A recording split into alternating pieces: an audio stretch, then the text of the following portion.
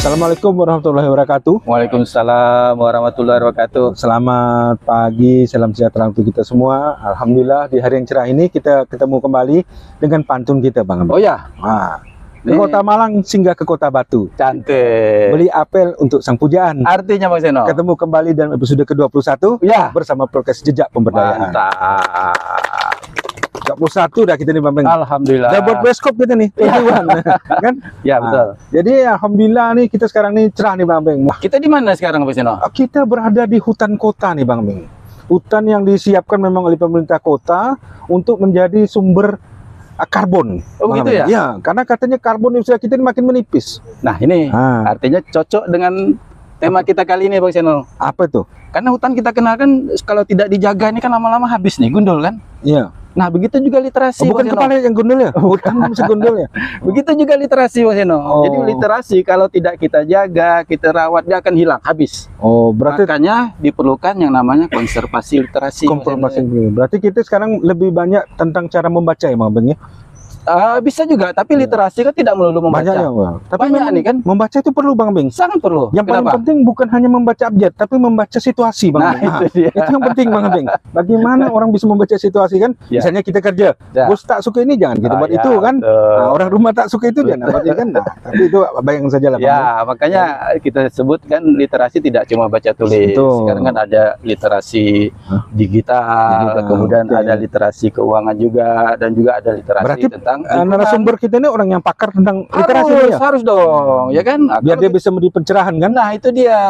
Tamu kita juga nanti Bang Seno, kita lihat juga. Itu Berhubungan tamu- dengan literasi juga. itu juga. Alhamdulillah. Nah. Ini siapa nih, Bang Beng, narasumber Ya. kita nih? Nah, sebelumnya kita sampaikan kepada sahabat pemberdayaan bahwa tema kita kali ini adalah konservasi literasi. Bagaimana tulisan mampu menggerakkan pemberdayaan nih Mas Eno. Nah, seperti Siap, apa itu?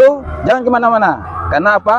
Kita akan lakukan bincang-bincang dengan narasumber yang kompeten. Kompeten. Ya, dalam hal ini setelah hadir di tengah kita Bang Fahrul Rijal, Sarjana Kehutanan. Assalamualaikum, Bang Fahrul. Waalaikumsalam. Kita manggilnya apa nih, Bang Uul? Atau Bang Kukul? Bang Fahrul saja. Bang Fahrul, ya. Ya. Oke, kalau pertama tuh mungkin gini, Bang. Ke Kobar beli nasi sebakul. Artinya Bang Seno. Apa kabar, Bang Fahrul? Alhamdulillah ya. Ya, baik, terima kasih Bang Seno, Bang Abeng ya. Tapi kalau boleh izinkan, saya juga mau buat pantun ya. Baik, Ah, ya. khawatir saya. Buat teman-teman juga. Habis waktu Ya. kita untuk pantun. Ya. Ya, makan nasi liwet ke Papandayan. Cantik. Paling enak dengan sambal terasi. Ya. Selamat datang di podcast Jejak Pemberdayaan. Kali ini topiknya konservasi literasi. Mantap. Berapa hari itu, Bang? 2 hari ya. Perkenalkan, nama saya Fahrul Rizal. Tadi panggil saja saya Fahrul. Tapi kalau teman-teman di lingkungan kerja saya supaya lebih enak, panggil saya Bang Jack. Bang Jack. Biar lebih mudah. Itu perkenalan singkat saya. Oh, Bang Abeng. kitanya? Oh, Siap. Singkat. sangat singkat Kita mengharapkan sekali. panjang gitu kan, sesuai orangnya kan. Betul. Rupanya perkenalannya singkat. Ya, itu Kenapa begitu Bang Seno? kayak dia memang sengaja dia nih, Bang. Biar banyak ditanya gitu kan. Karena dia memang suka ditanya. Jadi disimpan dulu ya. Simpan. Oke, kita mungkin langsung saja nih, Bang Beng. Sebentar Bang Seno. Ada Kita masih ada lagi? tamu Pak Seno. Oh, Kita perkenalan Oh, dulu. siap. Ya, Perkenalkan perkenalan saja. dulu. Ya, silakan. silakan Siapa tamu kita? kenalkan siapa nih? Assalamualaikum warahmatullahi wabarakatuh. Waalaikumsalam. Perkenalkan, nama saya Dils. Kebetulan, alhamdulillah saya bisa hadir di sini. Walaupun harus lari-larian karena saya punya 2 acara di waktu yang bersamaan. Jadi saya adalah pembina Opinia, dan ini ketua kami, Kakak Sandora. Opinia ini awalnya terbentuk karena keresahan saya terhadap literasi digital. Jadi tujuan utama kami adalah ingin membangun literasi digital yang baik. Nah, jadi kita akan memperkenalkan bagaimana sih cara berliterasi digital yang baik. Jadi memang Opinia lebih bergerak ke literasi digital, pengenalan internet baik. Nah, sedikit tadi karena menyampaikan pantun, karena kita orang literasi, Yes. saya ingin menyampaikan sedikit informasi bahwa kalau kita orang Pontianak berpantun itu dijawabnya bukan cakep, tapi cantik. Oh, Nah, cantik. jadi kita budayakan ketika ada yang berpantun kita jawab cantik. Jadi sepertinya sekian aja perkenalan saya. ngasih pantun. Oh, sebenarnya saya ditodong di sini, tapi boleh lah ya, sedikit lah ya. Pagi hari pergi ke pasar, Cakep. pulang-pulang bawa ikan sepat. Cantik. Ayo kita rajin belajar, Dan masa depan cerah dan hebat. Jadi belajar Bang Abeng Nah, supaya itu dia. bisa menjadi masa depan yang cerah. Kuncinya Betul. itu kan harus Betul. belajar. Iya, iya. Ya, karena belajar itu sebenarnya banyak juga. Bisa saja di tempat yang resmi, Ya, bisa juga di tempat yang tidak resmi. informal ya Mas Ya, ya. makan yang paling cepat itu belajar di pasar pramuka katanya Mama. Langsung ada ijazah. Ini dipotong ini nanti. Nah, kalau saya itu dulu bayangannya konservasi itu konservasi hutan ya Bang. Nah, kok sekarang ada konservasi literasi. Nah, mungkin Bang Fahrul bisa bercerita. Tapi sebelumnya mungkin singkat karena tadi belum kenalkan apa aktivitas Bang Fahrul. Ya, baik teman-teman. Jadi saya ini cukup lama berasal dari lingkungan hutan. Jadi anak rimba lah begitu ya. Jadi karena alumni kehutanan, saya latar belakang kehutanan dan bekerja sempat di kehutanan. Tetapi memang pada saat itu bukan hanya kehutanan secara konteks ya, Bang Abeng ya, tetapi banyak dipekerjakan di bagian pemberdayaan. Jadi pada saat itu pemberdayaan masyarakat di sekitar hutan. Nah, kebayang ya di hutan, makanya lokasi kita ini supaya lebih flashback ya, kita bawa ke dunia hutan begitu ya. Nah, kemudian perjalanan waktu setelah cukup rasanya ilmu dunia hutan, masuklah ke dunia pelatihan nih, terjerumuslah dunia pelatihan. Jadi memang awalnya coba-coba. Ya, tapi karena pengennya tadi bisa seperti orang gitu ya, orang lain yang selalu mudah, enak tampil di depan umum gitu. Saya masuk ke dunia pelatihan. Alhamdulillah 12 tahun di dunia pelatihan ternyata enak gitu ya. Enak. Nah, karena saya juga pengen sebagai seorang pembelajar 2-3 tahun terakhir ini saya coba masuk ke dunia literasi. Nah, ini saya coba-coba coret-coret. Alhamdulillah jadi 2 buku. Dan insya Allah jadi akan buku ketiga dalam waktu dekat. Kurang lebihnya begitu. Jadi kaitannya kita mungkin hari ini ada kaitannya nanti bagaimana perjalanan tadi kehutanan, dunia kehutanan, konservasi tadi yang sudah disebutkan gitu ya. Kemudian dengan pemberdayaan dan juga dunia literasi itu ada kaitannya gitu Bang Sen. Kurang lebihnya begitu Bang Sen. Nah, begini kan Bang Fahrul kita kenal kan Bang Seno kan. Ini kan basicnya dunia pemberdayaan Bang Seno kan. Betul. Nah, kemudian juga di peningkatan kapasitas kan, sebagai trainer, sebagai pelatih kan. Mungkin sahabat pemberdayaan banyak ya yang pernah dilatih oleh Bang Fahrul ini kan. Pasti barang siapa, ini kan barang siapa yang pernah di PNPM pasti kenal dengan Bang Fahrul dan pernah pasti dilatih oleh Bang Fahrul. Nah, Bang Fahrul, Ya. dari kedua bidang tadi apa hubungannya dengan literasi konservasi nih Bang Ya. Fahrul? Nah, ini mungkin sekaligus ini ya memperkenalkan ya kenapa ada istilah konservasi literasi begitu ya. Mungkin yang kita tahu seperti tadi kata Bang Abeng ya, yang kita tahu konservasi itu ada di dunia kehutanan. Kenapa istilah konservasi hutan itu muncul? Karena kondisi sekarang, nah teman-teman juga bisa lihat di beberapa lokasi kondisi hutan kita sudah carut marut ya, sudah habis sumber Sisa ini Bang Seno. Nah, ini alhamdulillah masih tersedia ya, makanya ada hutan-hutan kota. Nah, untuk mengembalikannya itu kadang susah ya. Orang sudah susah, jadi perlu konservasi, perlu pengembalian, pengelolaan kembali dunia hutan. Nah, demikian juga literasi. Ini yang menjadi latar belakang kita, ada literasi yang sudah kadung beredar, ini ternyata salah.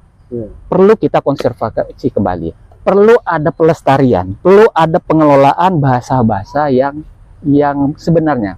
Mungkin di antara kita nih, masih ingat enggak? Bisa pernah tahu tidak? Kata Pontianak Teklanet. Planet Ada. ada. Nah, ibu udah pasti ya. Oh, adik-adik yang lain tidak tahu. Ini salah satu contoh literasi yang memang harus kita kelola dan kita angkat kembali gitu ya. Nah, dia ada akar-akar kata, ada literasi yang harusnya jalan, tapi saya setuju kata Bang Abeng tadi bahwa literasi itu tidak hanya bicara tentang baca tulis. Di sana ada konteks komunikasi efektif. Kita sebagai orang perlu mendapatkan satu perkembangan kapasitas. Jadi peningkatan kapasitas itu pasti ada perubahan proses pengetahuan, keterampilan dan kompetensi. Nah, ini sebenarnya menjadi fondasi bagaimana individu atau sekelompok orang bisa menerjemahkan segala sesuatu secara benar, begitu ya. Jadi pondasi ya. Menjadi pondasi. Nah, pondasi individu inilah bagaimana dia memberdayakan dia kalau pondasinya menjadi kurang, pemahamannya, kapasitasnya kurang, sulit dia memberdayakan. Karena pemberdayaan itu kan mulai dari diri kita sendiri, bukan apa yang kita punya kan gitu, bukan orang lain yang punya. Saya diberdayakan karena saya punya A, B, C. Nah, kalau saya tidak mampu, tidak mungkin saya bisa memberdayakan. Jadi sebelum melakukan pemberdayaan pasti harus berdaya dulu kan kita ya, Bang Seno ya, Bang Sabing ya. Jadi sekali lagi kapasitas itu harus mulai dari diri kita dan diberdayakan. Nah, proses itulah perlu literasi yang banyak. Kapasitas yang diberikan literasi yang banyak. Saya mungkin dulu sebagai trainer ya, kalau literasi saya minim, akan sulit kan memberikan transfer pengetahuan yang berproses banyak ya. Orang-orang menjadi tidak berdaya. Nah, itulah teman-teman ya, Bang Seno, Bang Abeng, dan teman-teman pemberdayaan yang lain, bahwa kalau kapasitas, kalaupun konsep pondasi tak kurang, pemberdayaan kita tidak jalan, karena tadi literasi supply-nya tadi ya menjadi agak minim. Nah, kurang lebihnya seperti itu. Kenapa kita harus akar gitu, Bang Seno? Harus begitu, Jelas Bang kan? Abeng? Jelas. Paham kan? Karena guru saya ngomong memang. Nanti lah saya nanya dengan beliau kan. Ya, cuma memang menarik tadi ada Bang Paru sedikit menyinggung tentang kamus KBBI. Contoh yang paling menarik sekarang itu ketika orang mengatakan tolol, ternyata artinya itu pintar, Bang Abeng. Gitu. Itu menarik tuh, Bang. Waduh. Mungkin nantilah. Mungkin kalau JS Badudu masih hidup bingung deh itu kan. Nah, Bang Parul ini kan lama juga berkecimpung, sekarang saya dengar menjadi narasumber trainer untuk aparatur pemerintahan. Nah, kaitannya dengan literasi konservasi literasi. Nah, menurut Bang Parul, apakah dari segi aparat pemerintahan sudah ada memberikan penguatan kebijakan terkait dengan konservasi literasi ini, atau ini hanya masih menjadi sebuah jargon saja, tapi belum ada Jargon, Bang. Jargon. Nah, udah berubah ya, Bang Meng, karena tadi KBBI kan, tadi kan? KBBI kan berubah kan. Nah, seperti itu mungkin bisa dijelaskan. Saya akan awali begini, Ibu Bapak teman-teman ya sekalian ya, Bang Seno, Bang Abeng ya. Pernah dengar tidak kata-kata seperti ini? SDM kita, SDM di desa itu rendah. Sering. Itu sejak kapan dikumandangkan barang itu? Mungkin sebelum kita lahir barang istilah itu sudah ada. Dan sampai sekarang. Dan saya meyakini itu 20 tahun ke depan itu tidak akan hilang. Karena apa? Itu karena stigma ya. Orang mempersepsikan SDM desa itu rendah. Itu salah kan? Itu yang salah satu tadi perlu diliterasi. Nah, begitu juga Bang Seno, aparatur di desa ya. Jadi kalau kita bisa lihat di konsep pemerintahan desa itu kan tidak hanya bicara kepala desa ya. Semua. Ada perangkat desa, ada BPD, ya, ada kelembagaan desa dan seterusnya. Nah, ini yang harus kita perhatikan, bagaimana orang itu, katakanlah jumlahnya itu setiap desa tuh ada 8 sampai 10 orang, ya, yang harus mengelola desa dengan dana anggaran desa sekian miliar, dan yang mengelolanya itu ada berapa orang. Kita bisa bayangkan kalau kondisi satu desa 10 orang dan yang hanya sering mendapatkan pelatihan, pencerahan, segala macam itu hanya kepala desa, bagaimana dengan orang yang lainnya? Nah, itu yang terjadi, Bang Seno. Di kondisi di desa kita tuh rata-rata seperti itu. Tidak ada kesempatan mungkin untuk KUR perencanaan, KUR keuangan, mungkin lemah ya, kasih-kasih yang lain, tidak mendapatkan itu. Nah, ini yang sebenarnya menurut pemahaman kita, bagaimana tata kelola desa khususnya ya, Bang Seno ya, ini bisa berdaya kalau sumber manusianya saja kapasitasnya belum kuat. Kan tadi balik lagi ya, pondasinya masih lemah ya. Nah, ini yang sebenarnya perlunya upaya kita meningkatkan literasinya dalam bentuk tadi kapasitas, apakah itu pelatihan atau Lagi-lagi peningkatan kapasitas Bang Abeng. Nah, ini kan karena Bang Parul kan memang bidangnya nih kan, Bidangnya, peningkatan kapasitas kan selaku trainer kan. Mungkin teman-teman sahabat pemberdayaan juga pengen tahu kan, ada nggak Bang cerita menarik selama ini Bang? Nah, ini bagi-bagi cerita lah kan. senang sekali saya. Jadi beranjak dari cerita tadi ya, kan ini kan program banyak ini kan sering terjadi ya, pelatihan-pelatihan yang begitu banyak, tapi efektif atau tidak? Gitu ya. Orang kadang Efektif atau tidak ya? Tidak cuma pelatihan, betul. tanpa dilakukan evaluasi, Iya. begitu kah? Benar. Jadi kalau orang udah dipelatih, setelah itu ya udah selesai. Balik ke asal gitu ya. Nah, tidak lagi berkembang. Nah, ini salah satunya kenapa harus cari metode yang bagus. Nah, salah satu yang saya sangat berkesan dulu karena kami uji coba di Jawa Timur ya, kebetulan saya tugas di Jawa Timur. Itu yang namanya ada pembelajaran masyarakat mandiri, pembelajaran masyarakat desa mandiri. Ya, pembelajaran mandiri. Pembelajaran mandiri aparatur desa, sorry. Jadi aparatur desa itu sudah diajarkan asesmen ya, apa yang perlu dipelajarinya. Nah, mereka itu belajarnya tidak dengan biaya dari dana desa, tapi membawa makanan masing-masing. Seperti inilah kita kumpul-kumpul Sama, ya. sama. Ini udah Contohnya belajar ya. mandiri ya, betul. Jadi bawa makanan, narasumbernya dari mana? Dari kecamatan. Karena di kecamatan itu ada nama tupoksinya aparatur kecamatan itu kan binwas ya, pembinaan ke desa. Jadi mereka jadi narasumber yang ngobrol kayak kita begini. Nah ini dalam salah satu bentuk peningkatan kapasitas. Tapi mereka tidak biaya Pak Beng, bawa. Karena ke sini di desa itu yang menyedihkan, anggaran untuk peningkatan kapasitas itu semakin kecil. Iya. Ada hanya 1 juta setahun untuk sekian belas orang. Bayangkan, mungkin tidak kalau hanya diundang untuk pelatihan di hotel, saya rasa udah gak cukup. Iya. Kapan mereka dapat kesempatan itu ya Bang Seno ya? Memang menariknya menurut pengawas dari Bang Fahrul ini kan, beliau juga tadi bilang bagaimana beliau sebagai pengajar, pemateri, banyak mencari literasi untuk menjadi sumber ketika memberikan. Ya. Nah sekarang tadi bicara tentang masyarakat desa yang orangnya terbatas, tapi sekarang jauh lebih ke dalam lagi nih, Bang Fahrul. Ini menarik lagi nih Bang Beng. Sekarang orang lebih gemar menonton daripada membaca. Ya. Lebih kenal dengan bintang sinetron dari Korea daripada yang nulis buku, Tere, Leye, Ya. misalnya kan. Betul. Menurut Bang Fahrul ini, ada tidak misalnya apa yang harus dilakukan supaya anak-anak muda kita ini ya seperti mereka inilah lebih Tertarik, ya. tertarik untuk membaca daripada sekedar menonton. Ini sebenarnya ada kaitannya juga dengan hasil dari UNESCO ya, bahwa Indonesia ini termasuk salah satu negara terendah minat bacanya se-ASEAN. Betul. Gitu ya, teman-teman mungkin sudah pernah baca, pernah tahu gitu ya. Nah ini salah satunya apa yang disampaikan Bang Seno, ya ini sebenarnya bukan penyebab ya, sebenarnya ini tergantung kontennya seperti apa. Kalau saya secara pribadi, video pendek segala macam itu tidak masalah untuk literasi, apalagi generasi sekarang ya. Generasi sekarang mungkin agak berbeda setiap generasinya. Nah, tinggal kita bagaimana mengisi konten substansi dari video pendek itu. Kita yang menyesuaikan. Karena untuk menghilangkan konten video pendek itu sulit. Saran saya memang, itu juga yang kami lakukan, kita mengeluarkan video-video pendek yang bersifat literasi, yang bersifat isu-isu tadi diangkat, Ya artinya memadukan Memadukan. audio dengan visual. betul. Nah, Jadi konteks substansinya tidak lagi diisi yang konteks-konteks yang di luar literasi tadi, kita isi. Dan kita manfaatkan gitu Bang Seno, karena agak sulit menghilangkan ya. Nah, saya punya contoh mengapa orang sekarang malas membaca nih kan, karena memang pemahaman itu memang tidak cuma sekedar menonton kan, tidak mendengar, tapi juga membaca supaya paham kan. Nah, jadi pernah Bang Seno ya, Bang Fahrul kan, jadi suatu malam itu tengah tidur, suami membangunkan istrinya, bangun, bangun, bangun. Ngapa Bang? Katanya kan, ini siapa yang ngirim kamu beautiful? Kata kan, Nah. di HP kan, bangunlah istri baca. Tuh bangke, salah tuh, itu baterai full. Katanya, baterai full. Itu enak marah ya kan, artinya tidak teliti membaca, Baca. tapi ini jok. Jok, Kan? betul. Mungkin teman-teman sahabat pemuda juga pengen tahu kan, Bang Fahrul ini kan basicnya trainer nih kan, Iya. tapi sekarang sudah merambah menjadi penulis. Penulis. Kan? Nah, kita pengen tahu kenapa, kesambet apa nih jadi penulis. Betul. Ya. Jadi makasih Bang Seno, teman-teman. Ini mungkin bisa jadi, mudah-mudahan jadi inspirasi ya. Karena sebagai trainer itu kan harus, betul kata Bang Seno tadi, harus banyak membaca dan menulis. Cuma dulu itu kan nulisnya nulis modul Nah, karena yang dimanfaatkan hanya kalangan tertentu gitu ya. Nah itulah karena terbiasa menulis, saya pikir kenapa tidak membuat sesuatu kita angkat dari pengalaman. Karena semua orang pasti punya pengalaman. Tetapi itu memang dari kita Bang Seno. Ya, Karena harusnya. apa? Karena saya pikir tadi balik lagi, dunia peningkatan kapasitas harus benar literasinya, karena itu harus disampaikan ke orang. Orang lain harus baca, harus diberdayakan.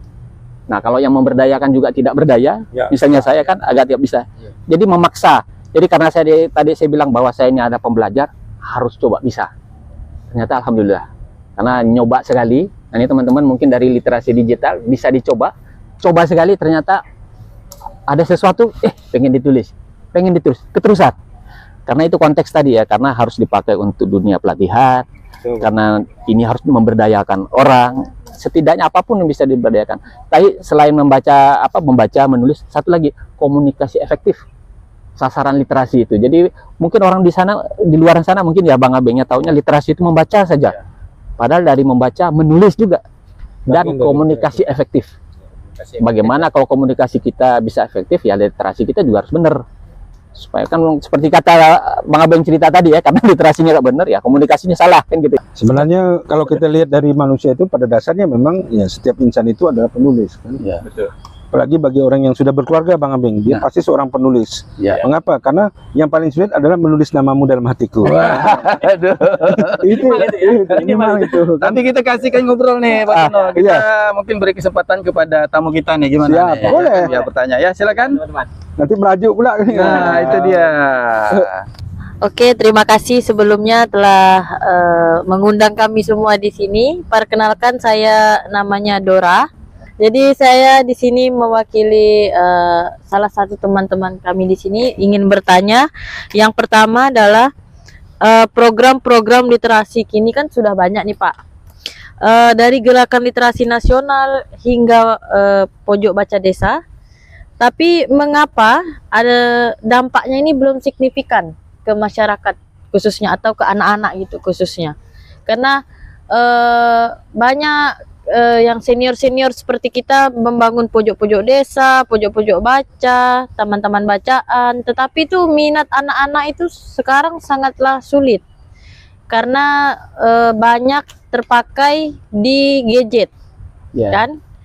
Mereka lebih senang nonton YouTube, mereka lebih senang kalau misalkan main FF, main Mobile Legend, lebih senang daripada harus datang ke pojok baca yang tidak ada wifi, tetapi Ya. dia lebih senangnya ke kafe-kafe, warnet-warnet mungkin, yang kalau masih ada warnet ya. Mungkin hanya itu saja Pak yang saya tanyakan.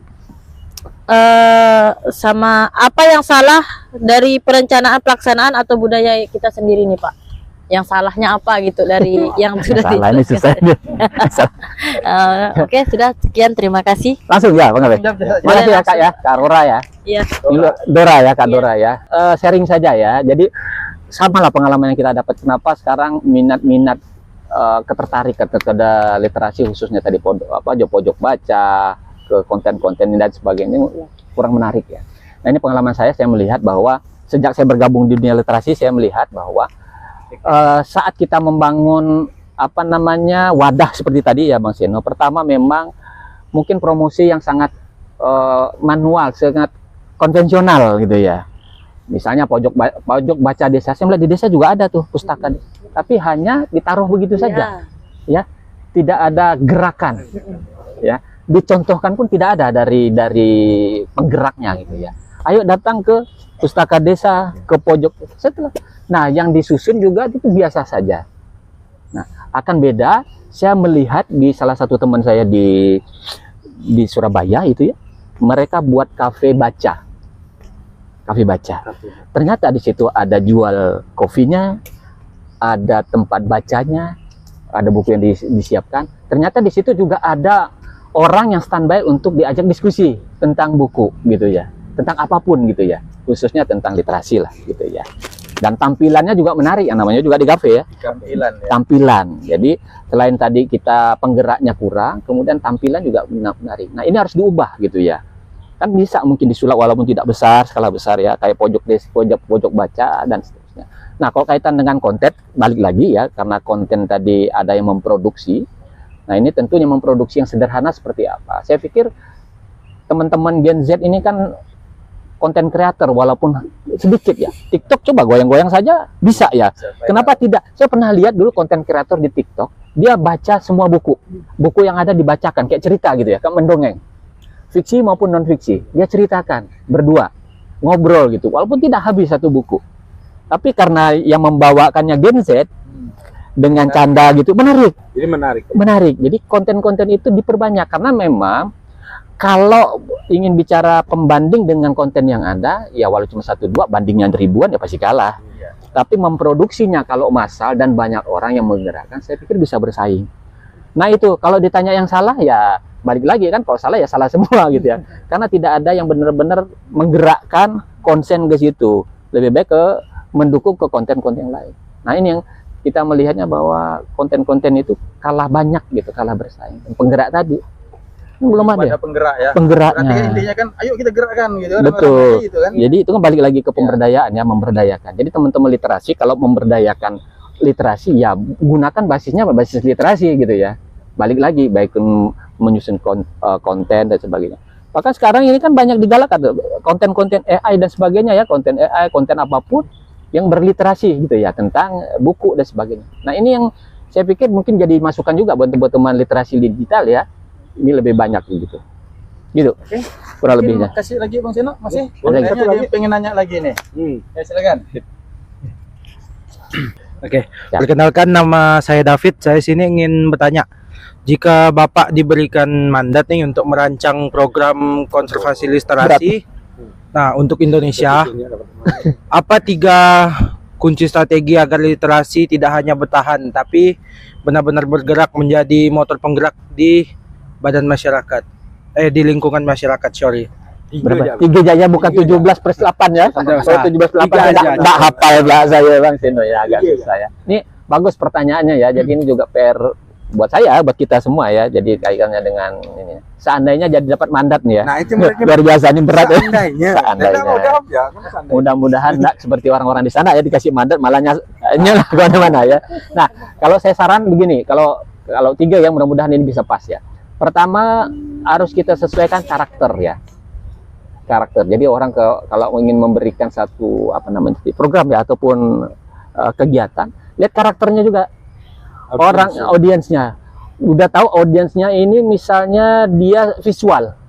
Jangan kita jejali dengan yang auditori. Kita coba kasih pendekatan itu gitu ya. Orang kuatnya di pendengaran. Oh, senang musik, senang dengan apa. Nah, kasihlah karakter-karakter itu yang harus kita dukung gitu ya. Teman-teman doyannya baca yang seperti apa, kasih konteks-konteks yang sesuai. Jadi ini lebih nyambung, lebih bisa diterima. Kalau dipaksakan tidak sama, itu ada penolakan. Jadi daya dorong dengan daya tarik ini berpengaruh ya. Jadi daya tolak ya. Ternyata daya tolak lebih besar daripada daya dorong kita. Nah itu agak-agak Sama dengan reaksi. benar gitu ya. Kemudian, nah ini perlu kiranya perbanyak komunitas. Perbanyak komunitas. Ya, jadi ya bukan hanya sekedar jumlah ya Bang Abeng ya. Kuantitas. Ya, kualitasnya juga. Jadi komunitas mungkin kita nggak tahu nih cukup apa tidak. Kalau bicara tadi persaingan, komunitas perlu banyak ya. Nah, seperti komunitas literasi. Sudah ada berapa kalau di Kalbar gitu kan? Banyak. Nah, itu tadi kualitasnya seperti apa? Daya dorongnya gimana gitu ya. Karena mungkin daya tolaknya tadi juga cukup besar gitu ya. Jadi komunitas ini bisa saya bersama-sama, tidak bersendiri. Ini bisa lebih apa ya Bang Seni ya, lebih power lah gitu ya. Jadi teman-teman tadi bisa didorong. Dan yang terakhir mungkin, nah fasilitatornya, orang-orangnya, penggeraknya. Jadi bukan sekedar ikut. Ini bukan hanya yang kerja ketua saja, pembina saja. Timnya bagaimana? Anggota juga. Nah itu ya menurut saya, jadi penggeraknya, fasilitatornya harus lebih kenceng juga gitu. Nah kurang lebih gitu harus ada program untuk fasilitator. Sebenarnya dalam organisasi itu banyak bekerja Bang Beng. Ketuanya bekerja, bendaharanya bekerja, Terus? sekretarisnya bidang-bidangnya bekerja. Cuma masalahnya satu yang jadi ketua dia, yang jadi sekretaris dia, jadi bendahara dia. Rangkap jabatan ya. Jadi itu Saya yang kira sering rangkap terjadi. jabatan cuma wamen saja. Oh, enggak. Itu juga banyak. Nah, cuma tadi menarik nih adik nih, begitu ya, mengapa literasi kurang pasien mungkin tadi. Ternyata kan sekarang ini banyak chat GPT, kemudian ada dan segala macam. Benar-benar Nah, itu membuat orang sepertinya makin malas. Nah, menurut Bang Farul sebenarnya kalau bisa kita bisa memanfaatkan AI dan GPT ini, sebenarnya chat GPT ini apa sih yang harus dilakukan supaya punya greget terhadap dunia pemberdayaan dan literasi ini ya. Konservasi literasi yang kita bahas pada saat ini. Ya, ini cocok nih buat teman-teman komunitas literasi digital nih ya. Ini kan pasti PR ya. Dan ini sudah marak ya Bang Seno, Bang Abeng ya, bahwa orang menulis jangan-jangan itu yang nulis itu chat GPT. Itu AI yang nulis dan sebagainya. Ngapain repot-repot mikir? Ya, ini jangan-jangan kepikiran juga nih dengan teman-teman literasi ya. Nah, itu ini masih sah-sah saja. Silakan. Tetapi beda ya. Jadi teman-teman yang pernah menulis secara manual, konvensional dengan melalui chat GPT itu akan beda. Mungkin secara tulisan orang membaca bisa ikut ya. Tetapi rohnya, jiwanya itu akan beda. Nanti bisa bandingkan ya. Itu akan terasa kalau teman-teman sudah dekat dengan dunia literasi. Jangankan yang hanya buku ya, yang skripsi pun begitu. Sekarang sudah ada antinya itu penolakan terhadap plagiarisme ya. Itu sudah bisa terbaca. Apalagi sebuah buku. Jadi kalau yang di platform jual beli dan sebagainya itu kan sah-sah saja ya Bang Abeng, banyak ya. Silakan saja. Tapi apakah kita akan seperti itu? kalau pilihan saya walaupun ada, tetap saya akan manual. Tetapi ya ini harus bijak ya. Kita tidak boleh juga meninggalkan kekinian kita. Ya. Kenapa fasilitas itu tidak kita pakai? Tetapi ada caranya, cara memakai. Oh, mungkin saya ingin memastikan kalimat ini masuk atau tidak. Coba googling atau chat GPT. Tapi bukan itu langsung di copy paste langsung masuk ke tulisan kita. Tidak akan menjadi tulisan. Nah, idenya yang penting kan. betul. Istilahnya promnya harus dari kita. Promnya dari kita. Jadi saran saya tetap teman-teman harus punya jiwa menulis dari diri kita, tapi itu pelengkap. Jadi bukan kebalikannya. Tapi kalaupun ada orang yang lebih mengutamakan sana, ya silakan saja. Tapi ada plus minusnya, kawan-kawan sudah tahu gitu ya. Mungkin bisa kita tambahkan sedikit ya, sahabat pemberdayaan ya. Jadi memang sudah saatnya literasi ini kita lakukan konservasi. Kalau enggak dia akan punah ya, sama seperti hutan kita. Tapi juga kita harus jaga, jangan sampai kita tersesat nih di hutan yang penuh hoak kan. Nah, ini juga kita perlu memahaminya kan. Ya.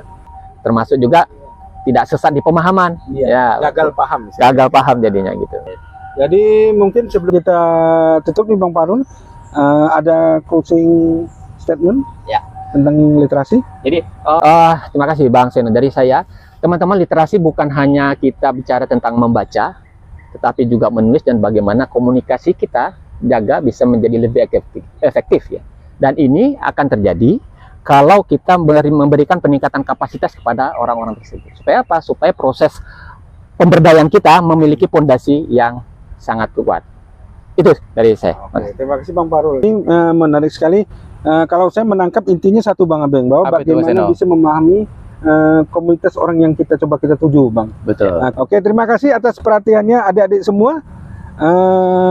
Kita akan ketemu lagi nanti kan ke Sulawesi mencari burung anua Cantik. disandingkan dengan cendrawasih sebagai di sampingnya. Artinya Bang Seno. Ketemu kembali dalam episode yang ke-22 Ya. bersama Podcast Jejak Pemberdayaan dengan kami berdua. Saya Seno Budi Hartono. Saya Abeng. Terima kasih. Wassalamualaikum warahmatullahi wabarakatuh. Waalaikumsalam warahmatullahi wabarakatuh. Terima kasih Terima Bang kasih. Parul.